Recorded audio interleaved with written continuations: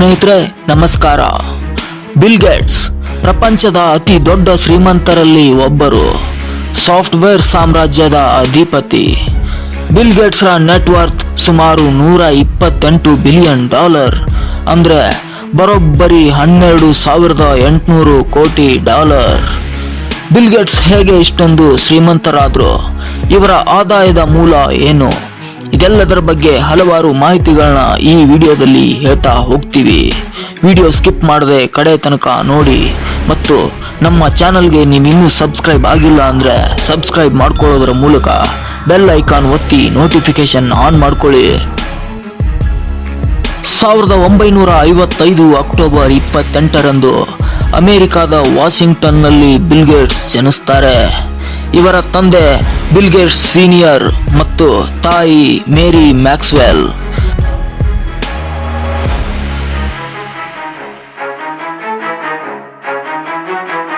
ಚಿಕ್ಕಂದಿನಿಂದಲೂ bill Gates ಅವರಿಗೆ maths ಮತ್ತು ಕಂಪ್ಯೂಟರ್ ಅಂದ್ರೆ ತುಂಬಾ ಇಷ್ಟ. ಬಿಲ್ ಗೇಟ್ಸ್ ತಮ್ಮ 13ನೇ ವಯಸ್ಸಿನಲ್ಲಿ ಒಂದು ಗೇಮ್ಗೆ ಪ್ರೋಗ್ರಾಂ ಬರೀತಾರೆ. ಹೈಸ್ಕೂಲ್ನಲ್ಲಿ ಓದುತ್ತಿರುವ ಸಮಯದಲ್ಲಿ ಪಾಲ್ ಅಲೆನ್ ಎಂಬ ವ್ಯಕ್ತಿಯ ಜೊತೆ ಸ್ನೇಹ ಬೆಳೆಸ್ತಾರೆ. ಈ ಪಾಲ್ ಅಲೆನ್ಗೂ ಕೂಡ ಕಂಪ್ಯೂಟರ್ ಅಂದ್ರೆ ತುಂಬಾ ಇಷ್ಟ. ಇಬ್ಬರು ಕೂಡ ಯಾವಾಗಲೂ ಕಂಪ್ಯೂಟರ್ ಬಗ್ಗೆ ಹೆಚ್ಚಿಗೆ ಆಲೋಚನೆ ಮಾಡ್ತಾ ಇರ್ತಾರೆ ಮತ್ತು ಕೆಲವು ಕಂಪ್ಯೂಟರ್ಗಳಿಗೆ ಪ್ರೋಗ್ರಾಂ ಕೂಡ ಬರಿತಾ ಇರ್ತಾರೆ.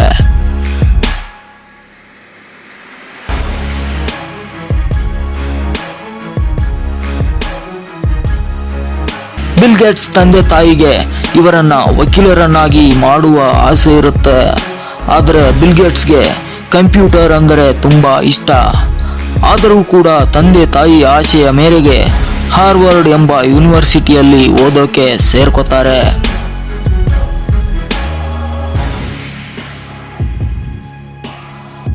ಸ್ನೇಹಿತರೆ, ಆಕಸ್ಮಿಕವಾಗಿ ಬಿಲ್ ಗೇಟ್ಸ್ಗೆ ಒಂದು ದಿನ ಪಾಪ್ಯುಲರ್ ಎಲೆಕ್ಟ್ರಾನಿಕ್ಸ್ ಎಂಬ ಮ್ಯಾಗಜಿನ್ ಸಿಗುತ್ತೆ. ಅದರ ಮೇಲೆ ಆಲ್ಟೇರ್ 8800 ಎಂಬ ಒಂದು ಕಂಪ್ಯೂಟರ್ ಜಾಹೀರಾತನ್ನು ನೋಡ್ತಾರೆ. ಆ ಕಂಪ್ಯೂಟರ್ಗೋಸ್ಕರ ಸಾಫ್ಟ್ವೇರ್ ಹುಡುಕ್ತಾ ಇದ್ದಾರೆ ಅಂತ ಬಿಲ್ ಗೇಟ್ಸ್ಗೆ ಗೊತ್ತಾಗುತ್ತೆ. ಗೊತ್ತಾಗಿದ್ದೇ ತಡ ಬಿಲ್ ಗೇಟ್ಸ್ ಮತ್ತು ಪಾಲ್ ಅಲೆನ್ ಸೇರಿ ಆ ಕಂಪನಿಗೆ ಭೇಟಿ ಕೊಟ್ಟು ಆ ಸಾಫ್ಟ್ವೇರ್ ಅನ್ನು ತಾವೇ ಕೊಡುವುದಾಗಿ ತಿಳಿಸ್ತಾರೆ.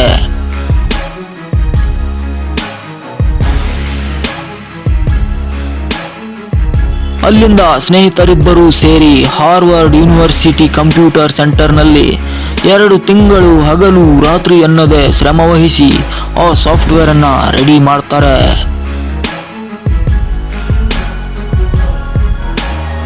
ಆ ಸಾಫ್ಟ್ವೇರ್ ಆಲ್ಟೇರ್ ಎನ್ನುವ ಕಂಪ್ಯೂಟರ್ನಲ್ಲಿ ತುಂಬಾ ಚೆನ್ನಾಗಿ ಕೆಲಸ ಮಾಡುತ್ತೆ ಮತ್ತು ಆಗ ಅದು ಬಹಳ ಫೇಮಸ್ ಕೂಡ ಆಗುತ್ತೆ. ಜೊತೆಗೆ ಇಬ್ಬರಿಗೂ ಒಳ್ಳೆಯ ಹೆಸರು ಕೂಡ ಬರುತ್ತೆ.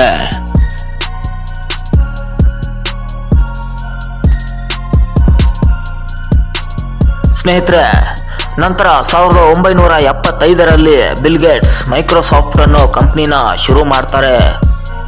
ಆ ಕಾಲಕ್ಕೆ ಅತಿ ಹೆಚ್ಚು ಕಂಪ್ಯೂಟರ್ ಸೇಲ್ ಮಾಡುವ IBM ಕಂಪನಿಗೆ ತಾವು ಬಿಡುಗಡೆ ಮಾಡುವ ಕಂಪ್ಯೂಟರ್ಗೆ ಒಂದು ಆಪರೇಟಿಂಗ್ ಸಿಸ್ಟಮ್ ಬೇಕೆಂದು ಬಿಲ್ ಗೇಟ್ಸ್ಗೆ ಹೇಳ್ತಾರೆ. ರನ್ನಿಂಗ್ ನಲ್ಲಿ ಇರುವಂತಹ ಆಪರೇಟಿಂಗ್ ಸಿಸ್ಟಮ್ ಅನ್ನ $50,000 ಪಡೆದು ಅದನ್ನ ಮತ್ತಷ್ಟು ಅಭಿವೃದ್ಧಿಪಡಿಸಿ ಮೈಕ್ರೋಸಾಫ್ಟ್ MS-DOS ಆಪರೇಟಿಂಗ್ ಸಿಸ್ಟಮ್ ಎನ್ನುವ ಹೆಸರಿನಲ್ಲಿ IBM ಕಂಪನಿಗೆ ಕೊಡ್ತಾರೆ. ಹೀಗೆ ಬೆಳೀತಾ ಕೆಲವೇ ದಿನಗಳಲ್ಲಿ ಮೈಕ್ರೋಸಾಫ್ಟ್ $1 ಮಿಲಿಯನ್ ಕಂಪನಿಯಾಗಿ ಬೆಳೆದು ಬಿಡುತ್ತೆ.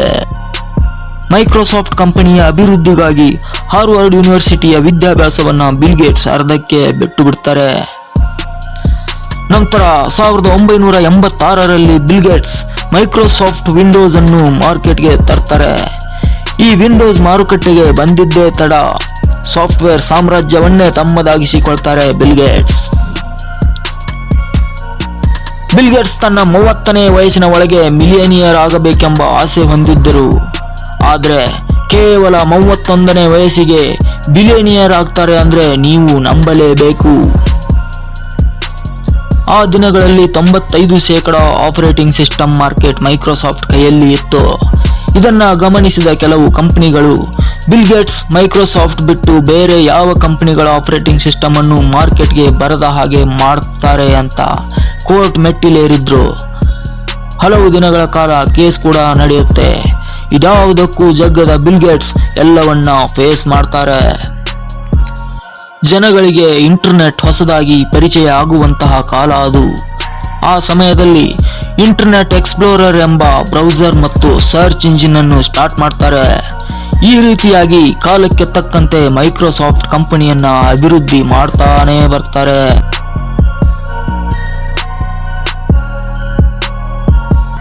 ನಂತರ 1994ರಲ್ಲಿ ತಮ್ಮ ಮೈಕ್ರೋಸಾಫ್ಟ್ ಕಂಪನಿಯಲ್ಲಿ ಕೆಲಸ ಮಾಡುವ ಮಿಲಿಂದಾರನ್ನ ಮದುವೆ ಆಗ್ತಾರೆ. ಕಾಲಕ್ಕೆ ತಕ್ಕಂತೆ ಮೈಕ್ರೋಸಾಫ್ಟ್ ಬೆಳೆಯುವುದರ ಜೊತೆಗೆ ಬಿಲ್ ಗೇಟ್ಸ್ರ ಆಸ್ತಿ ಕೂಡ ಬೆಳೆಯುತ್ತಾ ಬರುತ್ತೆ. ಅದು ಎಷ್ಟರ ಮಟ್ಟಿಗೆ ಅಂದ್ರೆ 1995ರಿಂದ 2017ರವರೆಗೆ ಬಿಲ್ ಗೇಟ್ಸ್ ಬರೋಬ್ಬರಿ 18 ಬಾರಿ ವಿಶ್ವದ ಶ್ರೀಮಂತರಲ್ಲಿ ಅಗ್ರಸ್ಥಾನ ಹೊಂದಿದ್ರು.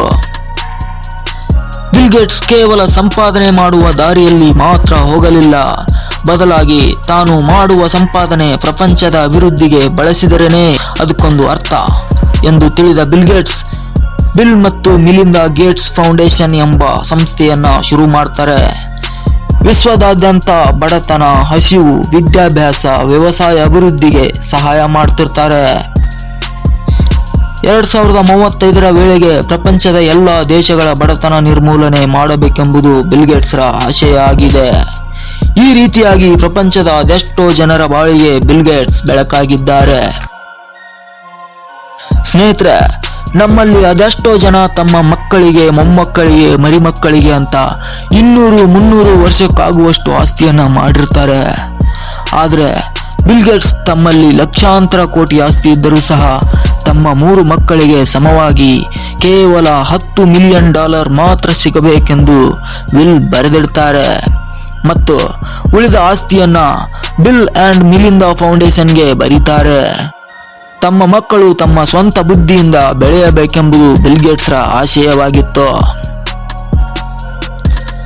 ಅಷ್ಟೇ ಅಲ್ಲದೆ ಬಿಲ್ ಗೇಟ್ಸ್ ತಮ್ಮ ಸ್ನೇಹಿತನಾದ ಪ್ರಪಂಚದ ಮತ್ತೋರ್ವ ಶ್ರೀಮಂತ ವಾರೆನ್ ಬಫೆಟ್ ಜೊತೆ ಸೇರಿ ದಿ ಗಿವಿಂಗ್ ಪ್ಲೆಡ್ಜ್ ಆರ್ಗನೈಸೇಷನ್ ಅನ್ನು ಶುರು ಮಾಡ್ತಾರೆ ಮತ್ತು ಪ್ರಪಂಚದ ಎಲ್ಲ ಶ್ರೀಮಂತರಿಗೆ ಈ ಸೇವಾ ಸಂಸ್ಥೆಗೆ ಸಹಕಾರ ನೀಡಿ ಅಂತ ಕರೀತಾರೆ.